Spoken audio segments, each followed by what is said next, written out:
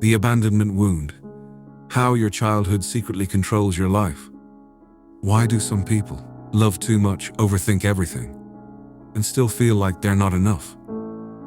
Why does being ignored feel like rejection, and distance feel like loss?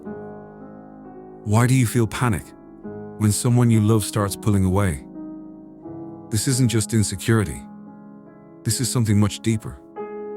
This is the abandonment wound.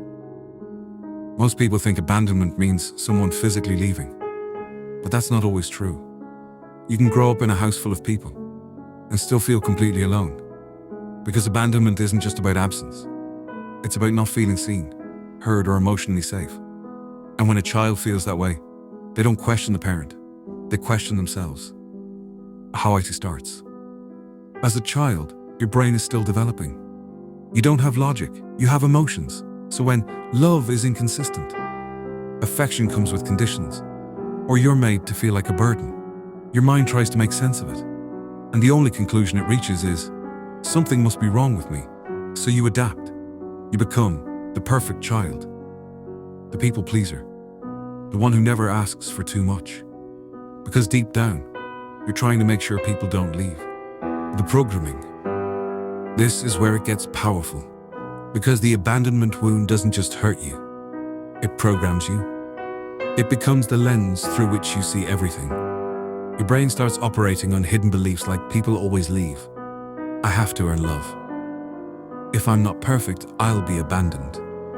And once these beliefs are formed, your mind starts looking for proof. Even when someone genuinely cares about you, you question it.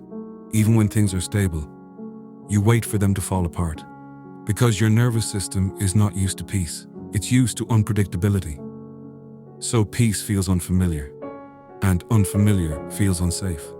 Now fast forward to your adult life, and suddenly everything makes sense. You may find yourself overthinking simple conversations, rereading messages again and again, feeling anxious when someone takes time to reply, needing constant reassurance, or on the opposite side, you may avoid getting too close, shut down emotionally, push people away before they can leave you. Two completely different behaviors, but the same root. Fear of abandonment. Because your mind says, leave first, or be left. And sometimes you don't even realize you're doing it. Relationships become the biggest trigger for this wound. Because love is where you feel most vulnerable.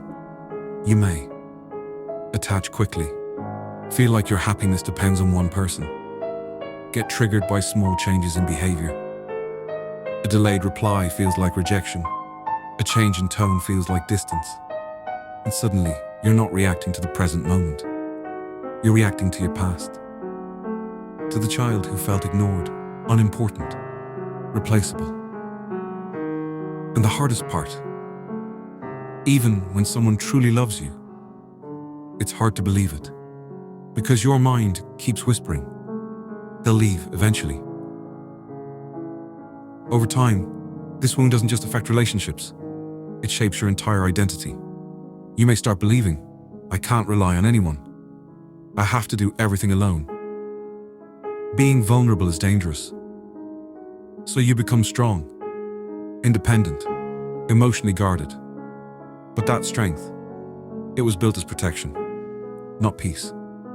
Because deep down, there's still a part of you that just wanted to feel safe and chosen. Here's the most important part, healing. Because this wound may have shaped you, but it doesn't have to control you. Healing starts when you become aware of your patterns. Stop blaming yourself for how you adapted. Understand that your reactions come from past pain, not present reality. And slowly, you start giving yourself what you never received. Reassurance, patience, emotional safety. You learn that love doesn't have to be earned, and that not everyone is going to leave. Your childhood may have taught you that love is unstable, but your future doesn't have to repeat that story. You are not the child who was abandoned anymore. You are someone who can choose differently, someone who can heal, and someone who deserves a love that stays. If this video made you feel understood, don't keep it to yourself. Like, share, and subscribe for more content like this. And remember, you were never too much. You were just not given enough.